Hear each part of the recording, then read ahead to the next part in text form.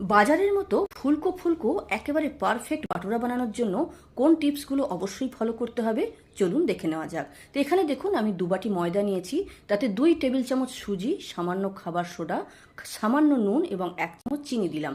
তাতে 2 চামচ রিফাইন্ড এবং 2 টেবিল চামচ টক দই মিশিয়ে নিলাম। এবার ঈষদ উষ্ণ জল দিয়ে একটা খুব সুন্দর সফট ডো তৈরি করতে হবে এবং কমসে কম 8 থেকে 10 বার এই আটাটাকে বা ময়দাটাকে আছাড় মারতে হবে।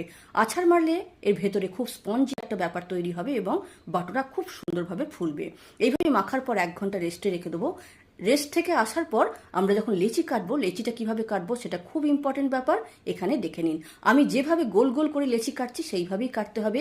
লেচিতে কোনো রকম ক্র্যাক থাকা যাবে না। ক্র্যাক থাকলে কিন্তু সেই ক্র্যাক দিয়ে হাওয়া বেরিয়ে যাবে, আপনার বাটুরা আর ফুলবে না। তো যেভাবে বললাম সেভাবে করে দেখুন। ডিটেল ভিডিওতে ডিটেলভাবে বলেছি, সে ভিডিও দেখে নিতে পারেন, অনেক কিছু জানতে পারবেন।